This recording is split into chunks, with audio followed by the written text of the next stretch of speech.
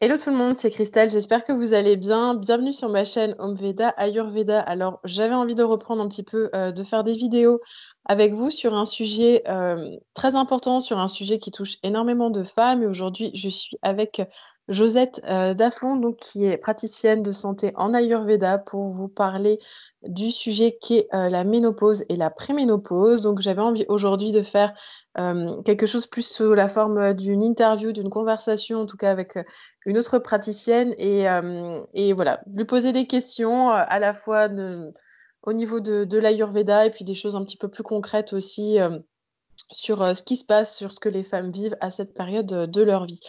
Alors, Josette, du coup, je suis ravie d'être avec toi aujourd'hui. Et ce qui m'a beaucoup interpellée, en fait, quand on a commencé à échanger toutes les deux, c'est que tu as quand même un sacré parcours dans la santé, à la fois santé, on va dire, classique, allopathique, et Mm. même après en santé naturelle. Du coup, tu t'es formée à beaucoup de choses. Est-ce que tu peux te présenter, s'il te plaît? Eh bien, je te remercie, Christelle. Je te remercie de cette vidéo qui me permet d'exprimer un sujet qui me tient à cœur et avec lequel je travaille depuis 20 ans, qui est préménopause, périménopause, ménopause. Un sujet qui est peu développé, que ce soit en médecine allopathique, que ce soit en médecine alternative. En fait, oui, je m'appelle Josette Daflon, je suis praticienne de santé en Ayurveda et je suis naturopathe. Ça veut dire que j'ai commencé mes formations en naturopathie parce que il n'y avait pas en Ayurveda à l'époque. C'était quelque chose de très, très peu connu en Europe. Et j'ai commencé par la naturopathie pour faire la base, en fait, en naturopathie. Je me suis formée par la suite avec plein de modules de formation parce qu'en Suisse, nous sommes remboursés en tant que praticien de santé et nous sommes obligés de faire des formations continues à l'année pour être remboursés. Donc, toutes les formations continues que je fais, c'est toujours en médecine naturopathique parce qu'évidemment, en Ayurveda, il y a toujours actuellement pas grand-chose. L'Ayurveda m'interpellait parce que j'ai commencé par des cours, j'ai fait beaucoup d'aromathérapie en naturo et j'ai commencé par des cours d'aromathérapie avec différents professeurs, différentes approches, que ce soit énergétique ou que ce soit vraiment thérapeutique. Et puis, il y avait une personne qui nous parlait d'Ayurveda dans un de ses cours et chaque fois, ça m'interpellait. Je me disais, ça m'intéresse, ça m'intéresse. J'ai fait un petit peu de médecine chinoise parce que je me suis dit, bon, c'est assez proche, pourquoi pas, parce que là, il y avait des formations. Par contre, j'ai pas accroché du tout à la médecine chinoise, donc j'ai dit non, c'est pas ça, c'est toujours l'Ayurveda. Donc, je me suis formée réellement sur le tard. J'ai beaucoup lu, j'ai fait beaucoup de formations, disons, personnelles avec plein de livres, plein d'auteurs très intéressants sur l'Ayurveda. Et j'ai fait un peu sur le tard. J'ai terminé en 2010, en fait, ma formation en Belgique, à l'école que tu connais bien parce que tu as fait la même Eh oui, on a fait la chez. même école. Et lui, je l'avais trouvé par Internet et voilà, ça m'intéressait, ça m'interpellait la façon dont il abordait l'Ayurveda. J'avais déjà pas mal de connaissances que j'avais appris toute seule dans les livres et j'avais pas mal de connaissances et j'avais fait déjà beaucoup de formations en massage.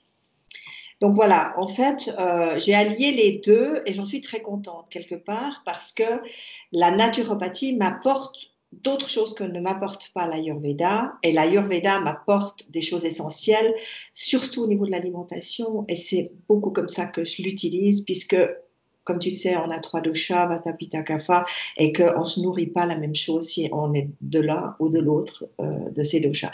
Donc, je pense que les deux choses ensemble en tout cas pour moi, fait une force. Je dis toujours que j'ai fait cohabiter la naturopathie avec l'Ayurveda de manière harmonieuse et j'en suis très heureuse en fait.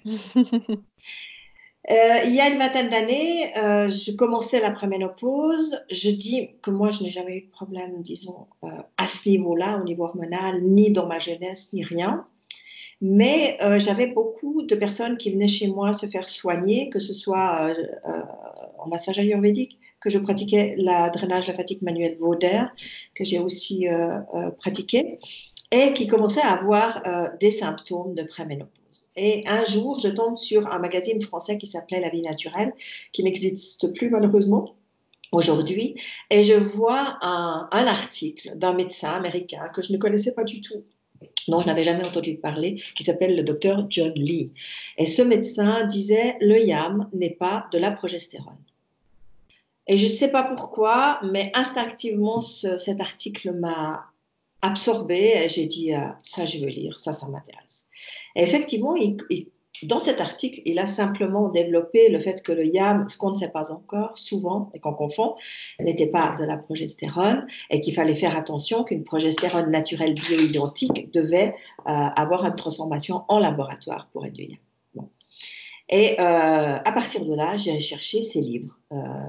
Et j'ai commencé à potasser tous ses livres et à regarder tout ce qu'il explique, parce que c'est un des pionniers au monde qui parle de la préménopause. Voilà. La préménopause est quelque chose de hyper important parce qu'elle dure très longtemps, mais elle n'est en aucun cas développée en médecine allopathique, par exemple.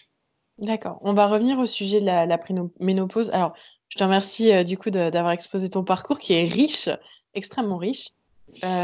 Du coup, je voulais déjà commencer en fait, parce que je pense qu'il y a un certain nombre de femmes en fait qui ont du mal, qui comprennent pas exactement qu'est-ce qui se passe dans le corps en fait au moment de la ménopause, quels sont un petit peu ben, les enjeux et quel est l'impact en fait de la ménopause sur la santé d'une femme. Est-ce que tu peux un peu m'en parler?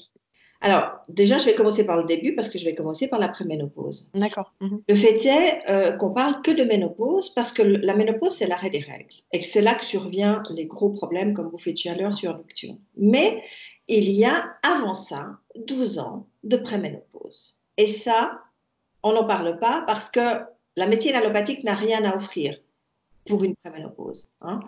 À part des antidépresseurs si vous ne vous sentez pas bien ou des hormones si vous avez déjà des problèmes de manque d'œstrogène, voilà, il n'y a rien. Donc, on n'en parle pas. Donc, il n'y a pas de communication encore actuellement avec votre médecin gynécologue sur la préménopause, à moins d'avoir des problématiques dont on peut parler tout à l'heure.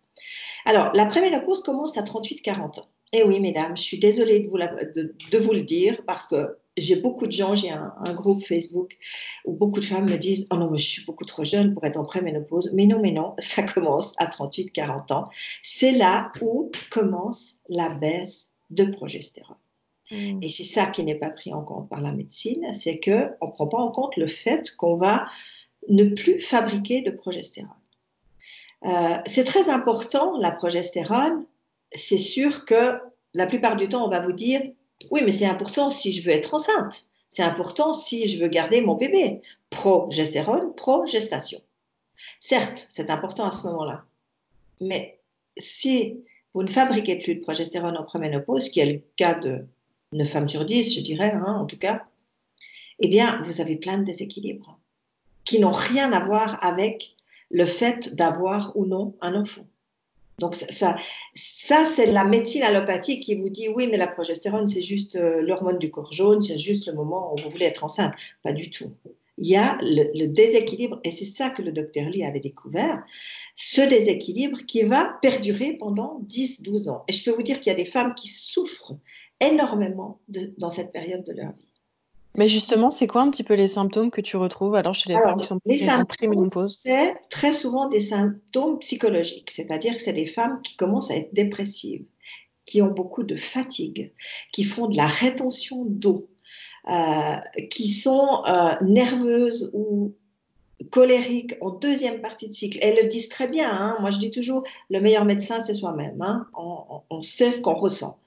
Elles savent très bien à quel moment du cycle ça arrive, comme par hasard, juste quand la progestérone devrait prendre le dessus et qu'elle ne le prend pas parce qu'elle n'est plus là. Il y a des symptômes de mal de tête, de règles abondantes. Il y a un cortège de symptômes impressionnants dans cette période-là. Et comme il n'y a pas de réponse allopathique, on va vous dire très vite, ah, mais vous n'êtes pas bien, vous êtes dépressive, oui, bon, c'est la période, évidemment, c'est pas facile pour vous, etc., etc. Vous avez des enfants adolescents, des enfants grands, ou vous êtes séparés, vous êtes divorcés. Enfin, on va aller chercher plein d'autres facteurs qui peuvent être effectivement présents, hein, mais on ne va pas voir que cette personne, tout simplement, cette femme ne fabrique plus de progestérone. Et en complémentant simplement avec la progestérone, on va rééquilibrer les femmes dans cette période-là. C'est impressionnant. C'est impressionnant parce que c'est une crème magique. Et la plupart du temps, parce que ça se trouve sous forme de crème, la plupart du temps, on me dit, oui, mais non, c'est pas possible. C'est pas possible d'avoir juste un produit qui me fasse tout ça. Mhm. Et en fait, c'est là où l'Ayurveda rejoint en fait la vision du docteur Lee par rapport à la progestérone, qui était médecin mais qui ne faisait pas d'Ayurveda, c'est que on va traiter un peu globalement la personne. Mhm. L'Ayurveda, c'est ça. Hein, on ne va pas aller Ouais. chercher un symptôme, on va dire, OK, il y a un ensemble de symptômes qui vont me faire dire que, voilà, vous êtes Pitta dosha avec un déséquilibre Vata, on va rééquilibrer Vata sans déséquilibrer Pitta, etc. Donc, c'est un peu la même idée. Moi, ça m'a parlé dans ce sens-là. C'est-à-dire, on prend une crème et ça équilibre plein de choses. C'est sûr que l'allopathie va vous donner un médicament pour un symptôme, qui va déséquilibrer un autre symptôme, et on va vous redonner un médicament pour le deuxième symptôme, et ainsi de suite. Le docteur Lee appelait cette crème Balancing Cream. Et c'est tout à Mhm. fait ça. Ça rebalance en fait. Ça rapporte au corps de la progestérone qui manque.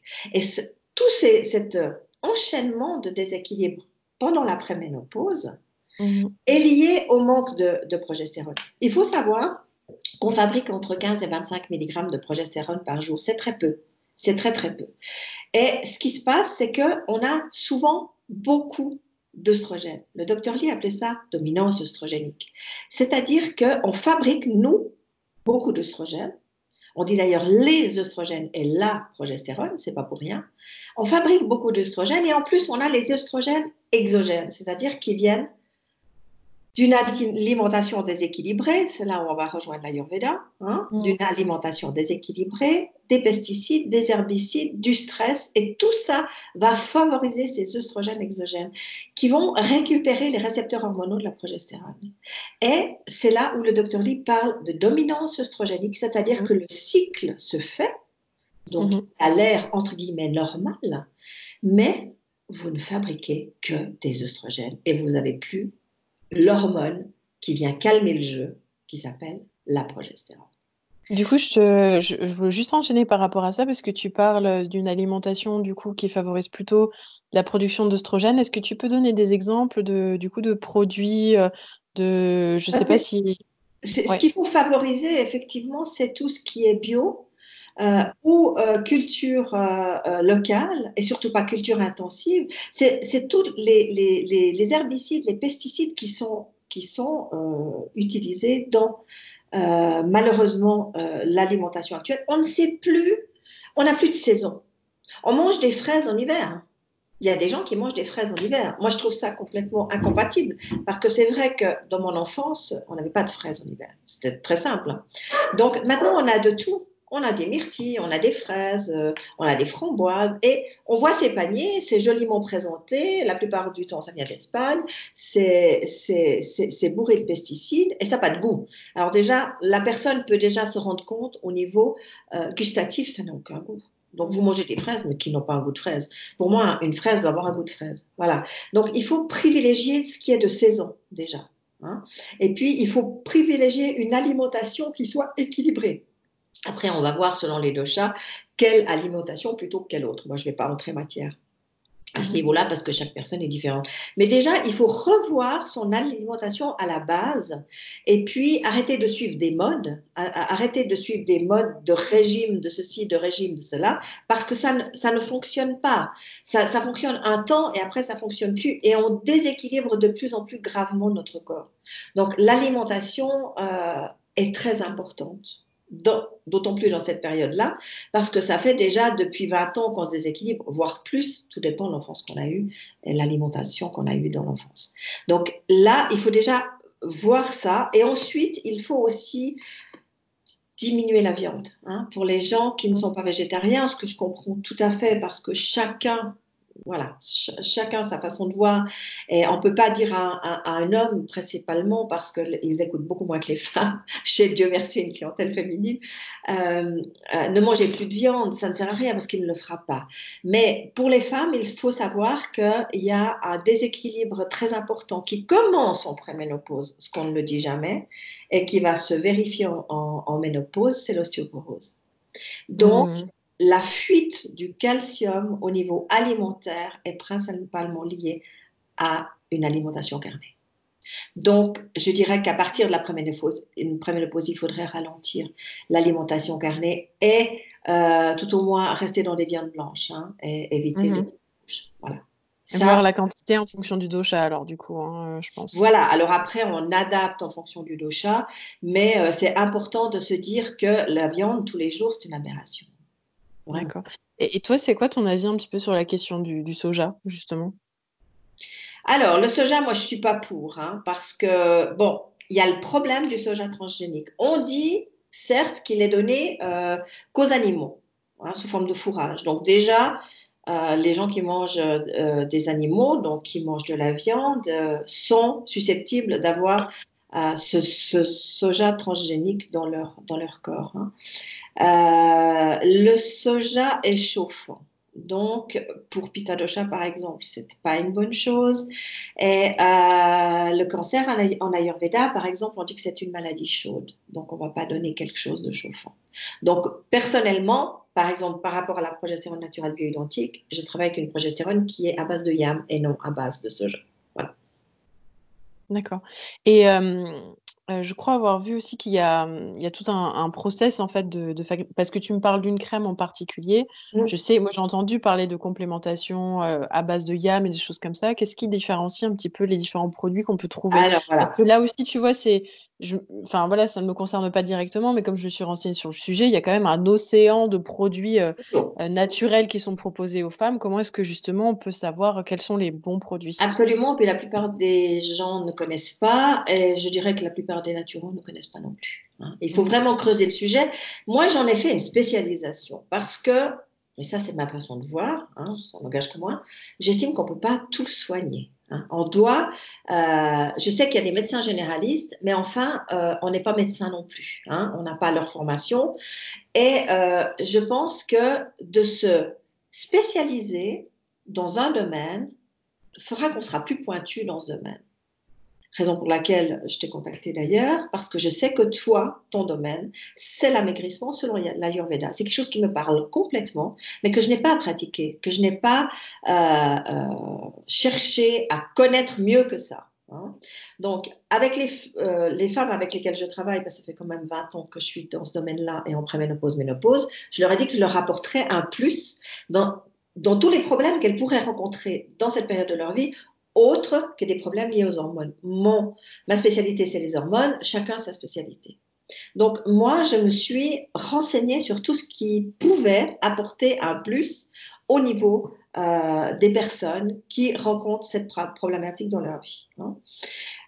Effectivement, on parle de yam, on parle de soja et on parle de crème à base de yam, hein. Il y a des sites en France, hein, principalement, qui se disent progestérone naturelle et qui vendent une crème à base de yam. C'est pas de la progestérone. Oh là là, mais surtout pas. Et ça, c'est hyper dangereux. C'est hyper dangereux. Pourquoi? Parce que vous allez me dire, ouais, mais c'est pas une petite crème qui peut faire quelque chose. Sitôt qu'il y a une crème qui a un système hormonal dedans, même naturel, soyons prudents. Moi, je suis pour la prudence. Et quelqu'un qui aurait eu un cancer du sein, personnellement, je ne lui dirais pas de prendre la crème à base de progestérone. Même si il n'y a aucun problème, la progestérone n'est pas cancérigène. Mais voilà, je dis à partir d'un moment, je laisse le libre arbitre à la personne. J'ai des personnes qui le prennent parce qu'elles ont décidé. Mais à partir d'un moment, moi, je dis, prenez vos responsabilités, hein. Moi, je ne veux pas vous dire tout azimut, il faut prendre tout azimut. Non, il y a dans certains cas où il faut adapter. C'est pas pour rien qu'il existe des naturaux. Les femmes ont souvent la peine à comprendre que oui, mais je vais déjà chez le médecin, je ne veux pas en plus aller chez le naturopathe. Mais le naturopathe va vous renseigner sur plein de choses que le médecin ne sait pas, Mhm. hein, en commençant par l'alimentation et les compléments alimentaires. L'alimentation, l'hygiène de vie, les plantes Ça, qui c'est peuvent un être domaine qui est inconnu de la médecine, hein. Mm. Au niveau alimentation, le médecin, il va faire 1 heure dans toute sa formation, dans ses 6 ans de formation. C'est beaucoup, hein, pour l'alimentation, pour tout ça.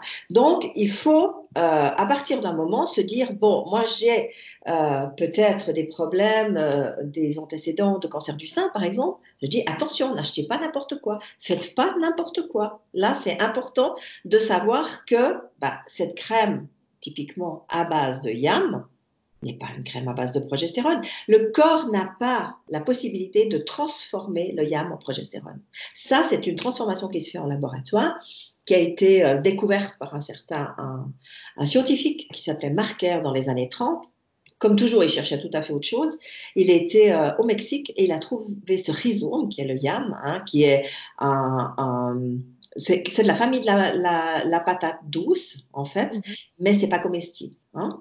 Et ce YAM, il a fait quelques essais en laboratoire et il a trouvé qu'il arrivait à le transformer en progestérone, en oestrogène, en DHEA. Hein, suivant le temps d'incubation. C'est un traitement qui se fait par des bactéries, en présence de certaines bactéries, avec un certain temps d'incubation, je dirais, pour sortir la progestérone ou les oestrogènes ou le YAM. Alors, ou le DHEA, pardon. Le YAM n'est pas du tout progestérone-like, le YAM, il est œstrogène-like. Alors, Mhm. quand je dis que c'est dangereux pour les femmes en préménopause. Parce que les femmes en préménopause, elles ont bien assez d'œstrogène. Il ne faut pas leur en rajouter. Il faut leur rajouter de la progestérone. Alors, il y a des gens qui n'y connaissent rien, qui ne sont pas dans le domaine médical et qui font des sites et qui vendent une crème à base de YAM et qui disent c'est de la progestérone. Alors non, ce n'en est pas. Attention, faites attention. La deuxième chose où il faut faire attention, c'est la sauge. On va donner la sauge à tout va, en gélule, en teinture mère. Alors, la sauge, elle est très bien pour les bouffées de chaleur et les sueurs nocturnes. Mhm. Elle ne va apporter que ça et rien d'autre en ménopause. Moi, je travaille avec le shatavari, on en parlera après, qui apporte beaucoup plus d'autres choses, mais qui agit aussi sur les bouffées de chaleur.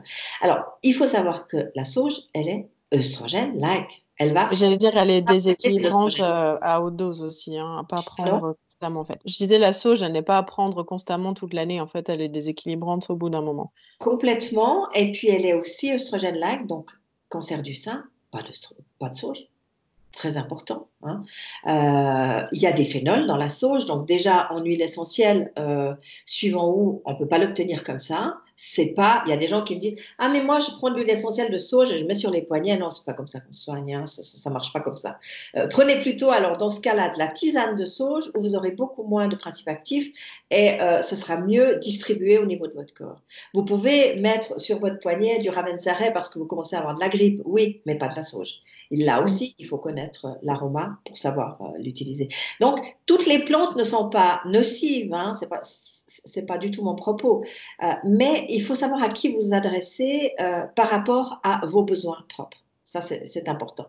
Et du coup, j'embraye aussi parce que voilà, là, on parle des plantes. Du coup, Mm. tu nous as parlé effectivement des crèmes à base de yam.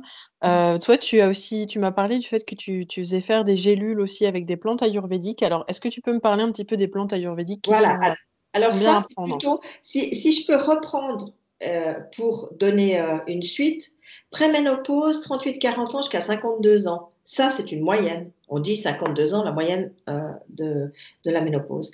10-12 ans.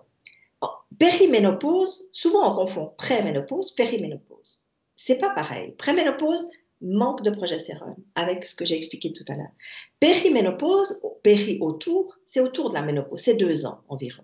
C'est un dérèglement total, c'est-à-dire les œstrogènes, juste avant les règles, commencent à chuter.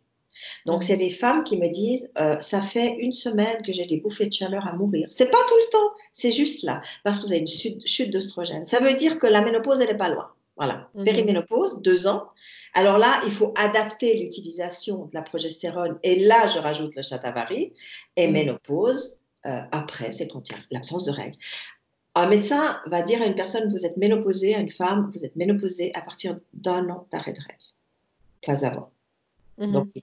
souvent, les femmes, elles ont leurs règles, et puis pendant 4 mois, elles n'ont plus de règles. Puis après, ça revient. Puis après, ça repart. Si elles se complémentent en progestérone pendant cette période-là, elles ne vont pas avoir ces à-coups. C'est-à-dire qu'elles vont toujours avoir leurs règles, puis à un moment donné, ben, les règles vont s'arrêter. La progestérone n'empêchera jamais les règles de s'arrêter. Quand elles doivent s'arrêter, elles s'arrêtent. On a un certain nombre d'ovulations, environ 2000, et puis quand c'est fini, c'est fini. Voilà. On ne peut pas arrêter la ménopause. J'ai eu une question l'autre jour. Quand c'est que ça s'arrête la ménopause? Ah non, ça ne s'arrête pas. Quand vous êtes ménopausé, vous êtes ménopausé. C'est là que c'est terminé. Hein. Par contre, elle voulait certainement dire, qu'on s'arrête les effets dus à la ménopause. Mhm. Alors là, c'est un autre sujet, parce que les bouffées de chaleur, vous savez, même le docteur Lee, que je vénère, parce que je trouve que c'est un grand homme pour ce qu'il a fait pendant 20 ans pour les femmes en préménopause, il dit, ça va durer 5, 6 ans. Oui, c'est un homme. Je m'excuse, mais c'est un homme. Hein. Si vous voulez parler de préménopause et de ménopause, n'en parlez pas avec les hommes, parce qu'ils n'ont pas notre ressenti et notre vécu. Ma grand-maman, qui est décédée à 94 ans, on a eu jusqu'à 91 ans des bouffées de chaleur. Certes, une fois par année, mais elle en a énormément souffert. C'est certainement pour ça que j'étais attirée par ce sujet, parce que je vois toujours ma grand-maman dire ouvrez les fenêtres, j'en peux plus, j'ai chaud, quelle horreur, je vais mourir. Donc, j'ai été imprégnée déjà dès l'enfance de cette problématique-là. Et j'ai eu peur, parce que moi je suis Pitta Dosha, et j'ai eu très peur Mm. de passer par le même, C'est le même ça, chemin. effectivement, les Pitta Dosha, moi, que j'ai suivis, c'est des gustes, hein, généralement, en termes de bouffées de Alors, chaleur. je dirais que les pires, c'est Pitta Vata, quand Ouais. même. Parce que tu as l'air qui vient encore Voilà. plus embraser. Alors, Pitta Vata, j'ai une jolie image. Je dis, vous êtes devant un feu de cheminée, vous avez votre feu qui brûle bien, c'est un joli Pitta qui fonctionne bien. Vous prenez un soufflet, puis vous soufflez. Puis vous avez des énormes flammes. Voilà, ça, c'est Pitta Vata. Et ça, ou Vata Pitta, ce sont les doshas qu'il faut vraiment rééquilibrer dès le départ. Et j'ai remarqué aussi, ce sont les personnes qui ont des problèmes en préménopause déjà. Parce que Mm. Vata est très exacerbé en Ouais, préménopause. là. Mm. Voilà. Mm. Alors, au niveau de la périménopause et de la ménopause, moi, je travaille avec des plantes ayurvédiques parce que c'est ma formation, parce que j'ai appris Dravyaguna avec Atreya Smith. Donc, je connais assez bien, pas toutes les plantes ayurvédiques, il y en a beaucoup trop, mais moi, j'ai sélectionné les plantes qui me concernent, hein, Mm. forcément. Et je commande dans un laboratoire en Inde, chez le docteur Chauhan, qui est un médecin ayurvédique indien, qui a son propre laboratoire. Et lui, sa spécialité, c'est Panchakarma.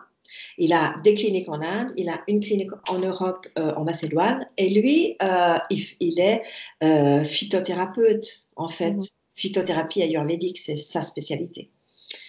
Je travaille avec ce laboratoire parce que moi, je veux savoir avec qui je travaille, comment il travaille, et je veux avoir un contact direct. Et lorsque je commande mes gélules, il me les prépare pour moi.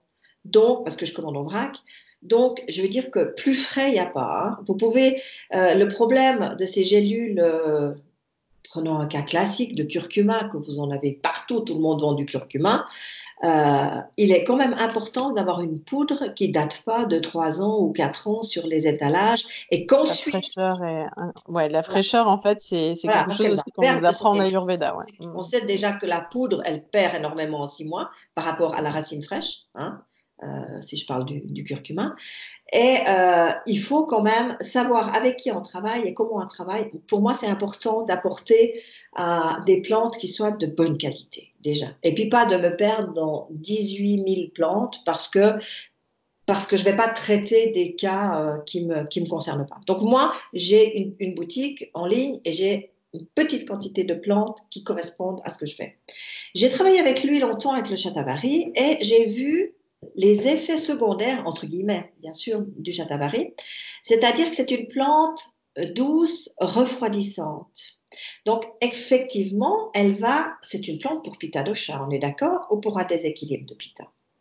Donc, elle va très bien convenir à des personnes Pitta qui souvent ont un problème, leur problème intestinal est souvent plus des selles diarrhéiques Mhm. que de la constipation qu'on va laisser à matin. Hein. Alors, le problème du Shatavari, c'est que ça peut constiper. Vous avez une femme Vata Pitta qui a un déséquilibre actuel de Pitta, mais qui est Vata à la base. Donc, il ne faut pas trop la refroidir. Il faut la refroidir un Mhm. peu parce qu'elle a ce phénomène de bouffée de chaleur, mais pas trop. Mhm. Donc, j'ai parlé avec le docteur Chauhan, puis j'ai dit, écoutez, moi, je vois la chose comme ça. Faire du shatavari avec d'autres plantes qui ne déséquilibrent pas les autres doshas. Hein, parce que si on travaille en Ayurveda, ben, on travaille complètement hein, en Ayurveda. Et Pitta va soigner les sueurs nocturnes, les bouffées de chaleur. Il élimine des toxines. C'est un excellent immunostimulant, notamment pour les personnes qui suivraient une chimiothérapie. Il élimine toutes les toxines de la chimiothérapie. Là, tu parles de quelle plante? Shatavari, Ça tout va, seul. d'accord. hein. On dit qu'elle a un effet protecteur du cancer du sein, hein, et du cancer du côlon. Ce qui est, on ne va pas dire qu'il guérit le cancer, hein, on va pas aller jusque-là, mais il y a une protection qui se fait, ce qui est important dans cette période de déséquilibre hormonal. Mais il a d'autres propriétés contre l'acidité gastrique, par exemple, et contre les candidoses digestives. Mm. Donc, le shatavari a vraiment de très bonnes propriétés. Maintenant, vous allez trouver sur des sites plein de poudres de shatavari qui vous coûtent 12-13 euros, hein, et qui valent rien du tout. Pourquoi? Parce que ce n'est pas une plante phytostandardisée. Qu'est-ce que ça veut dire? Ça veut dire que là, moi, je travaille qu'avec toutes les plantes que j'ai sont phytostandardisées. Ça veut dire que 100 kg de poudre fait 10 kg de plantes phytostandardisées. Ça veut dire que le principe actif est beaucoup plus important. Donc, si... Alors, je ne veux pas dire que ça vaut rien, hein, les poudres. Je dis simplement que très souvent, ce sont les thérapeutes ayurvédiques qui font leur propre mélange qui les utilisent. Ils vont utiliser shatavari avec d'autres plantes et ils vont faire leur mélange typiquement pour une personne. Voilà. Mais si vous avez des bouffées de chaleur et que vous prenez de la poudre comme ça, déjà, c'est pas agréable de prendre la poudre, il faudrait prendre en grande quantité, hein. Et les gens, ils se lassent très vite de Mm. prendre de la poudre. Shatavari, ça va encore, mais si on parle du triphala, par exemple, la Ah ouais. poudre de triphala, elle est amère, elle est Extrêmement amer, ouais, ouais, ouais. quasiment Et impossible à... Shatavari, c'est une variété d'asperges, ça a un goût Oui, spécial. elles ont toutes, ma foi, toutes les plantes ont ces goûts un peu particuliers.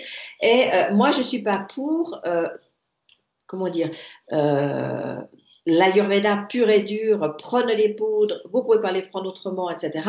Moi, je m'adapte à la personne et je me dis que ça ne sert à rien d'infliger ça parce qu'elles ne vont pas le prendre, hein. C'est ça, J'ai ouais. eu une personne qui m'a dit, j'ai pris du Triphala, ça fait rien. Je dis, ah oui, ça c'est pas possible. Alors, dites-moi, comment vous l'avez pris? C'était de la poudre. Je dis, ah oui, d'accord. Une cure à café, 2 soirs de suite et basta. Elle m'a dit, c'est ça. Je pouvais plus. Je dis, ben, je comprends. Je comprends tout à fait. Moi, je le propose en gélule. Parce que là, on va le prendre et là, c'est efficace. Donc, il faut pas, on n'a pas le même goût que les Indiens, on est des Européens, il faut adapter les choses, hein. Alors, ce shatavari, déjà, il est phytostandardisé. J'ai remarqué qu'il y a eu des problèmes de constipation. Alors, vous savez, vous connaissez les gens, aussitôt qu'il y a un effet qu'ils n'apprécient pas, ils disent, oh non, mais c'est pas bien, j'arrête. Alors que, justement, on peut pallier à cet effet-là. J'en ai encore une l'autre jour qui m'a dit, ah oui, mais ça me constipe. J'ai dit, ok. Et ça me constipe et ça me fait mal au dos. J'ai dit, non, ça ne vous fait pas mal au dos. C'est parce que vous avez de la constipation que vous avez mal au dos. Donc, il faut Mm. travailler sur l'intestin d'abord. Voilà. Vous avez un problème intestinal. Alors, effectivement, oui, mais c'est compliqué déjà avec tous nos problèmes. Oui, mais bon, moi, je ne peux pas résoudre tous vos problèmes avec 2 plantes, hein. Si vous avez ce problème-là, c'est que voilà, ça a révélé un problème sous-jacent qui est là, hein. Donc, voilà, il faut aller plus loin. Donc, j'ai demandé, en plus de ce phytostandardisé, une formule équilibrante pour pas déséquilibrer les autres doshas. Alors, dans cette formule, il y a l'ashwagandha, qui est une magnifique plante qui est calme et stimule en même temps, hein. C'est un puissant rasayana, qu'on appelle en Ayurveda, qui va régénérer, hein, le corps. En plus, il est adaptogène, donc il va aider la personne à s'adapter au niveau du stress. Et c'est une plante qui est très bien pour Vata dosha. Mhm. Ensuite, il y a la moringa, qui est une plante qui va équilibrer Kapha dosha, qu'on appelle un super aliment, qui a énormément de vertus. Je donne la moringa seule pour des personnes qui ont, c'est une plante qui est très connue en Ayurveda, c'est des personnes qui sont fatiguées, qui sont épuisées. Par exemple, quand elles commencent la progestérone, je leur dis, prenez en général, je fais un mix ashwagandha moringa et ça marche du tonnerre, hein. Elles retrouvent de l'énergie, de la force pour pouvoir prendre conscience de ce qui leur arrive et peut-être d'aller plus loin dans un cheminement.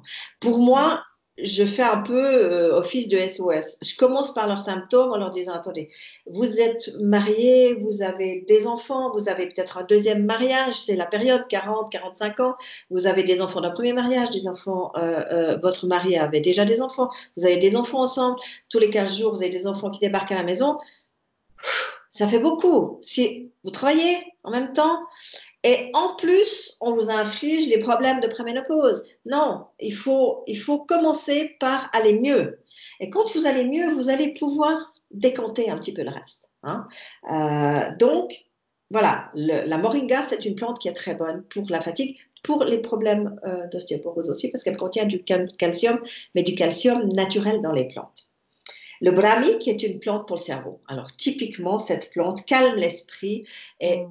on sait qu'en préménopause, on a beaucoup de pression à ce Mm. niveau-là et beaucoup de femmes tombent en dépression, mais ce n'est pas de la dépression, c'est un manque de progestérone, hein. En se complémentant de manière équilibrée, on va sortir de là et ne pas commencer à aller dans cette problématique d'antidépresseurs qu'on ne lâche plus pour finir. Mm. Mm. On En sort. fait, c'est là où je trouve la perspective ayurvédique vraiment très intéressante, tu vois. C'est que, encore une fois, on vient vraiment tout traiter, tu vois. Enfin, je me souviens d'avoir lu donc, ce livre de Atria Smith, justement, donc, sur la santé des femmes. Et il parlait à un moment donné que, justement, le chemin vers la ménopause, une fois qu'on arrive à la ménopause, c'est vraiment une nouvelle vie, en fait, pour une femme. Et Bien les sûr. femmes que Un moi j'ai changement suivies, je m'en important. suis rendu compte, voilà, soit les enfants partent, soit il y a eu des changements, soit on change de compagnon, change de vie. C'est énorme en fait tout ce qui se passe. Il faut vraiment tout prendre en compte en fait. C'est là où, comme tu dis, si on peut réussir déjà à calmer certains symptômes, si on peut déjà réussir à ne plus souffrir de ces épisodes un peu dépressifs et tout ça, ça va permettre au moins à une femme après d'aller ouvrir en fait les autres chapitres de sa vie là qui se révèlent à ce moment-là et c'est là où on a une perspective un petit peu plus vaste, où on va Ouais. plus chercher à accompagner une personne dans un nouveau moment de sa vie, en fait, hein. Et c'est vrai que Astraya Smith, il en parle de la ménopause dans ce livre. Je ne suis pas tout à fait d'accord avec lui parce que lui, il a cette perspective plutôt spirituelle, hein. Oui. Mm, Euh, comme quoi on développe autre chose dans sa vie. Alors, je suis tout à mm, fait d'accord avec ça.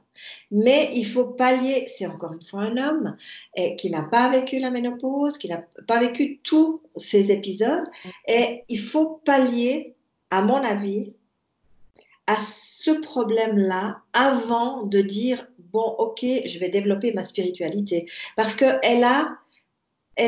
cette femme qui est là, à ce moment de sa vie, elle a des impondérables, elle a des choses à régler, mais mm, tous les jours, hein, tous les jours, elle a des enfants qui viennent manger à la maison, tous les jours, elle a un mari qui vient, tous les jours. En plus, il y a une baisse de libido pendant la préménopause. mm, Alors, génial, on se dit, bon, voilà, en plus, ça me tombe dessus. Les hommes, quand on ne prenne pas la perte de libido, hein, ils ont beaucoup de peine. Alors, ils disent, oui, oui, bon, oh, ça lui passera, etc. Mais la femme, elle est dans un état où elle se dit, mais moi, j'étais pas comme ça. Pourquoi je deviens comme ça? Entre autres, c'est un manque de progestérone. En donnant de la progestérone, déjà, ça va redonner. Alors, si elle a de nouveau de la libido, si elle a de nouveau envie d'aller vers son compagnon de vie avec lequel elle aura une osmose, elle va aller mieux. Donc, il faut lui donner les outils pour aller mieux. Voilà. Ça, c'est ma façon de voir. Je ne suis pas contre tout le reste parce que ça m'intéresse beaucoup. Mais d'abord, donnons les outils à cette personne pour aller mieux. Ça, c'est la première chose. Après, quand elle ira mieux, elle se dira, waouh, je me suis retrouvée, hein. Sur mon site, j'ai dit, retrouvez votre énergie comme à 20 ans. Mais c'est ça. À 20 ans, on a un système hormonal qui fonctionne bien. Plus ou moins, parce que ça dépend des gens aussi, hein. Maintenant, il faut dire qu'avec la pilule, on a trop d'œstrogènes, hein. Vraiment, le déséquilibre hormonal en ménopause, depuis 20 ans, a triplé. Les femmes qui ont cette problématique, ça a triplé. Et ça ne va pas s'arrêter parce que maintenant, bah, elles prennent la pilule à 12 ans, elles l'arrêtent à 30, puis elles disent maintenant, je veux un enfant tout de suite. Ah, mais ça mm. va pas. Parce qu'on ne peut pas être hors de son corps comme ça et de le réintégrer à un moment donné et de dire, allez, vas-y, maintenant, travaille, fais ce que je veux. Non, c'est pas Mm, possible. mm. Donc, il faut, à mon avis, aider les femmes à prendre conscience de tout ça. Voilà, c'est un petit peu ma façon de travailler et ma façon d'être. Et ce Shatavari, puisqu'on va finir clore avec ça, euh, j'ai essayé de le faire je l'ai appelé Shatavari phytostandardisé, formule équilibrante pour éviter de déséquilibrer les autres deux Mm. chats. D'accord. Très bien. Bah ouais, mais comme tu le dis, en fait, bah, le savoir, c'est le pouvoir, en fait. Donc, pour moi, ça me semble super intéressant, tu vois, de déjà lever le voile sur un certain nombre de choses, en fait, parce que ça reste, quand je vois, tu vois, ce que la médecine allopathique dit, en fait, aux femmes, bah, c'est, en gros, ça reste quand même assez, assez difficile à comprendre pour une femme tout Oui. ce qui se passe dans son corps parce que la médecine, enfin voilà, l'accompagnement des médecins, bon bah voilà, il y a des manques hein, clairement et puis il y a un manque aussi de solutions simples, de solutions naturelles, de compréhension d'un mode de vie, d'une hygiène de vie en fait qui vont avec quoi, tout simplement. Et ouais. Alors en fait, force de mon expérience, je vais faire un accompagnement pour les femmes en Mm. préménopause, ménopause, pour leur expliquer tout ce qu'elles peuvent prendre, tout ce qui est bien, tout ce qui est pas bien, par rapport évidemment à mon expérience. Mais on a parlé d'ostéoporose. L'ostéoporose est quelque chose qui se développe très vite à partir de la ménopause, mais qui est déjà effectif en préménopause. On n'en parle jamais. Mais à partir de la construction osseuse se fait à l'aide de la progestérone. Ça veut dire que pendant 10-12 ans, si vous fabriquez plus de progestérone, vous n'aurez plus de construction osseuse. C'est important. Alors, vous n'aurez pas une grosse destruction, vous aurez toujours les oestrogènes. Mais à partir du moment où vous n'avez plus les oestrogènes, c'est-à-dire la ménopause, c'est là que la destruction commence, parce qu'elle est déjà fragilisée. Vous voyez, il faut s'imaginer une construction, un Lego qui est déjà fragilisé, où on commence à enlever à la ménopause les pièces du bas. Hein. Alors là, du coup, il y a tout qui s'effondre. Et c'est les 5 premières années de la ménopause où c'est important. Alors, se complémenter, c'est bien, mais pas n'importe comment et pas avec n'importe quoi. C'est parfaitement inutile de boire du lait, par exemple. C'est parfaitement inutile.